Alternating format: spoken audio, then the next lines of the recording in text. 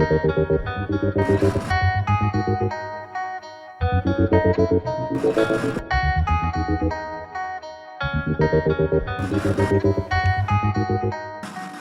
Genesis, and this is my 5 to 9 story.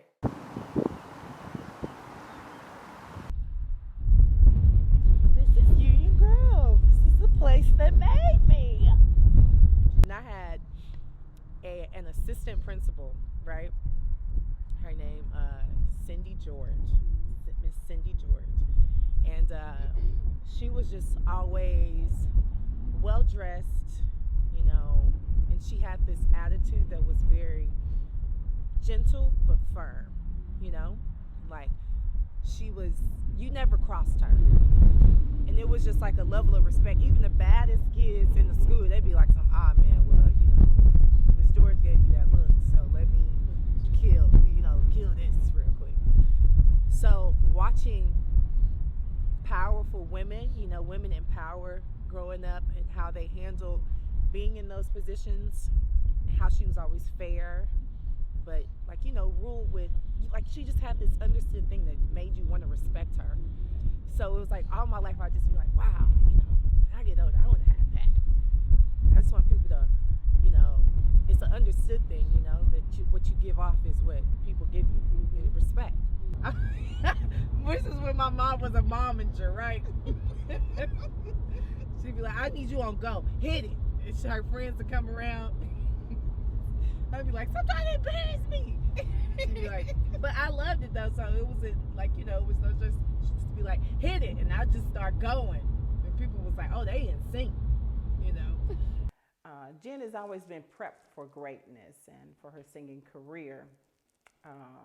Even when she started singing the Star Spangled Banner as a young kid, I always told her to be ready, always be ready. And even in prepping for greatness, I would always have a little saying with Jen. I would say, hit it. And we could be anywhere, grocery store, parking lot. If I said hit it, she had to start just bellowing and singing. And that was to prepare her to be able to always be ready. Now, they had a 5th grade talent show. And can you imagine a young girl in 5th grade wearing her mom's high heels and really killing it, nailing it? I remember the little pink blouse and the jeans and the pink high heels. She danced to Beyonce.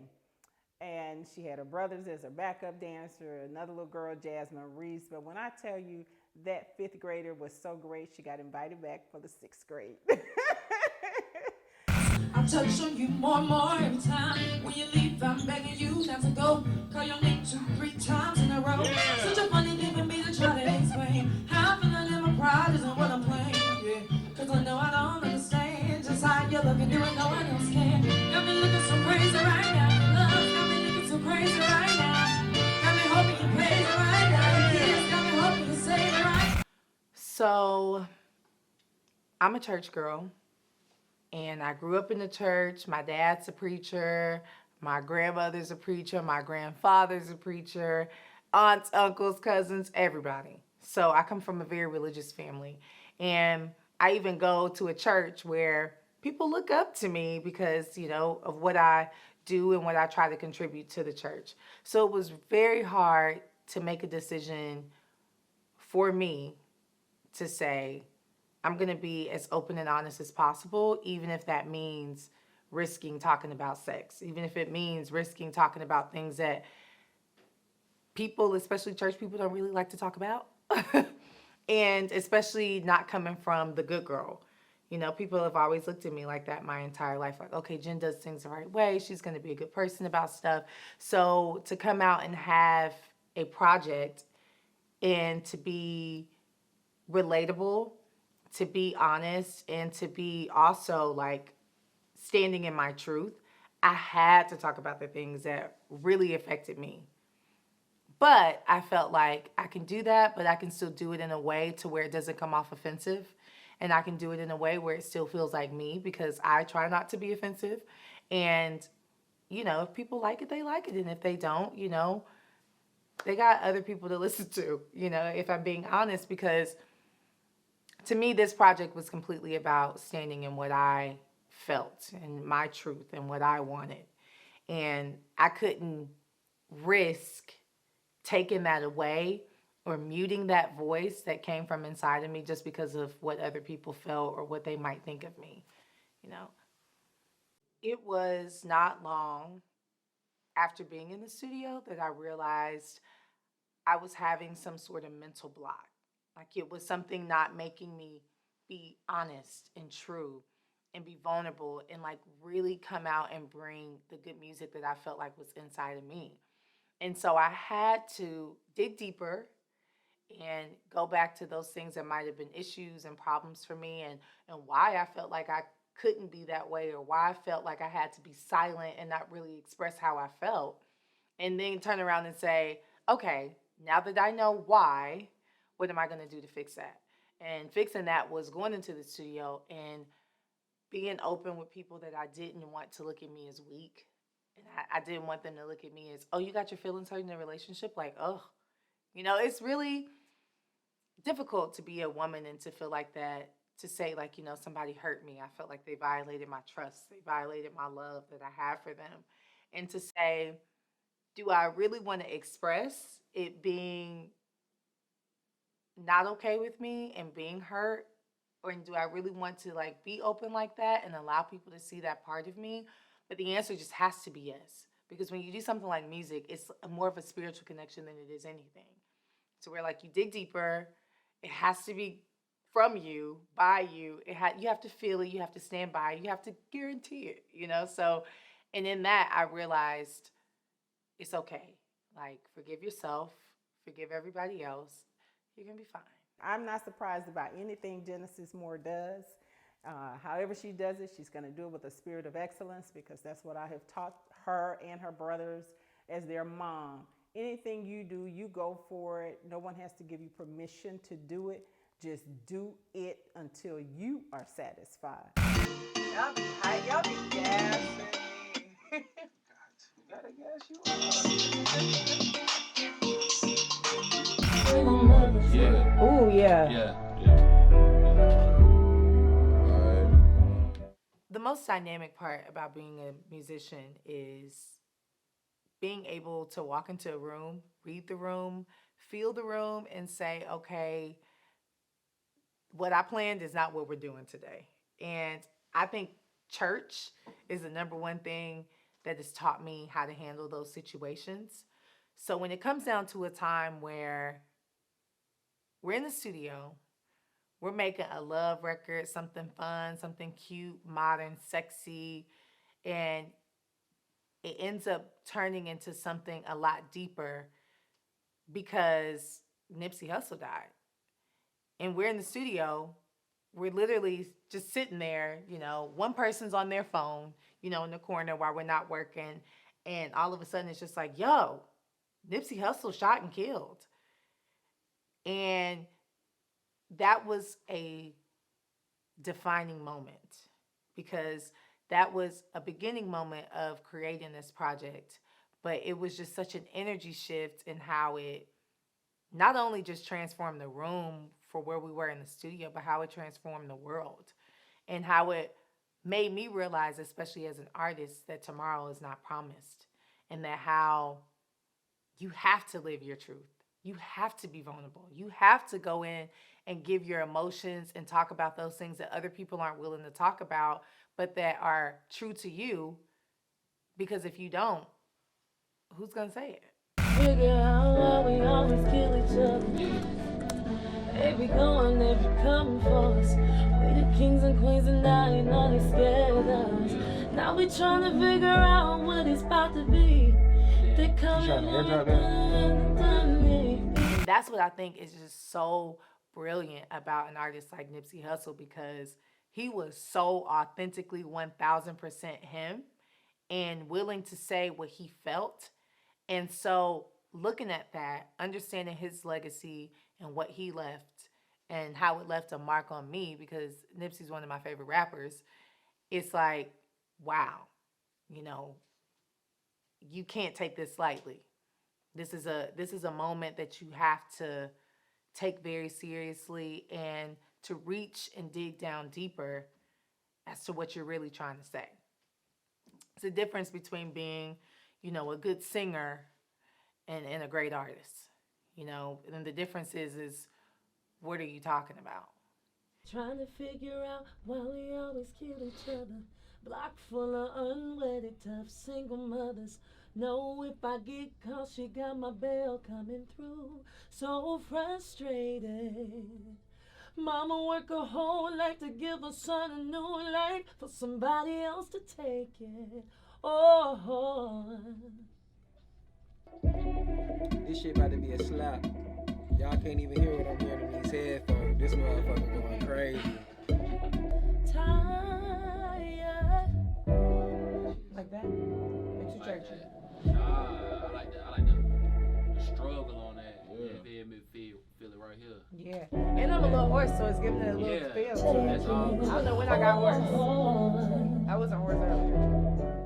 Losing Nipsey in March, and that being something that shifted a lot of people, a lot of different places, the music industry specifically, and then moving on in my personal life and losing my brother in September of 2019 was rough. My brother was my hero. That was my big brother that always believed in me, that always said, Jen is a star. Jen is the one. I love her. Y'all got to do whatever y'all can to make sure Jen gets to where she's trying to go. And understanding what he was in my family, understanding what he was to the people around him, it was hard. And it was hard because it was something that was so sudden. So on September 7th, 2019, my brother was gunned down and murdered in Buffalo, New York. And to get a phone call that somebody you love and care about so closely to you was not taken by natural causes. They weren't taken by, an accident or something like that, but someone purposely taking their life is a very, very hard pill to swallow. And it is something that can uproot and can question everything that you've ever felt, that you've ever believed in your life. And that's what happened. Going through that, making that move and healing from that and still healing from that is hard. How can I pretend to shake a man's hand when he shot my brother down in the street the other day? I'm so tired. Let's see. Tell us what y'all think, everybody. Mama worked her whole life to give her son a new life for somebody else to take it. Oh,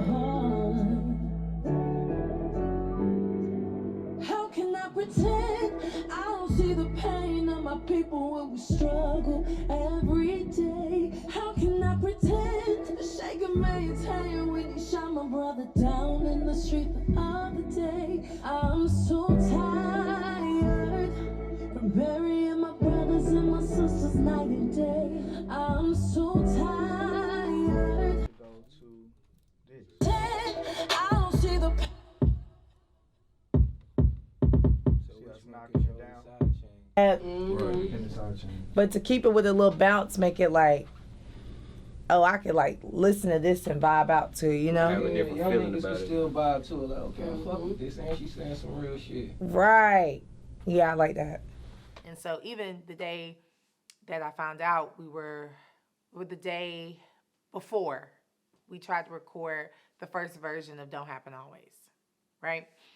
And I said, I don't think this song gonna really make it, but we're gonna still record it, see how it goes. But we'll leave it, for tonight. I'll live with it and we'll see how it goes. And then the next day, my brother was murdered. And so the next week after his funeral, that was what was number one on the agenda. Are we keeping the song? Are we tossing the song? And I just went in there and everything that I was feeling, I put it into a song, almost like a memoir to him, Going through that and putting myself in the shoes of so many people that loved him, and being able to sing that and articulate that is something I did not think I was going to be able to do, if I'm being completely honest. But I am very grateful that I did, because that ended up becoming one of my favorite songs on the entire project. And I think so many people can relate to that, and not only just what it's saying, but the emotions behind it as well.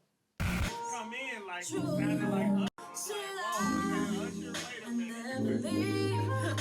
Guess it makes two of us. Get it on. Tell me what we gonna do about this. No, it ain't perfect, but what would I do without this? Trying to turn the hands of time back where we used to be. But I know there can't be you and me. You and me is waiting for no love is a waste. When all I want. I think the hardest part about navigating the industry, especially as a woman, is knowing myself. It has always come down to, what am I willing to do and what am I not willing to do? What are my core values? What do I value about who I am and what I want? And what will I allow and what won't I allow? And I think when people see that, and they see your work ethic, and they see how you're willing to get out there and go and get it and stuff, they don't always, at some point it changes, and they start to look at you as maybe like, okay, well, she's a woman and she's doing this and X, Y, and Z, but I strongly feel like she has something more to offer. And I feel like she has genuine talent. So I want to help, bring that talent to life. And I never really try to feed into this person likes me, this person doesn't like me, or this person wants me to win, this person doesn't want me to win, because everybody's art is different, and it's just because it's somebody else feels like, like she's not as talented as this person or that person. It's everybody's art is cherished. And I think for people in the industry, it comes down to really just looking at it and saying, what do they want to stand behind? And I just made the decision a long time ago that it doesn't matter who's standing with me. I'm standing up for me, and I'm going to go with it with everything that I have. Said I'm counting these bills and what it costs me. Said I'm counting these wins and these losses. I won't lose. Waiting for new love is a waste. When all I want is you. Please don't throw us away. 'Cause I don't wanna give up. I try to take my chances. My pride aside.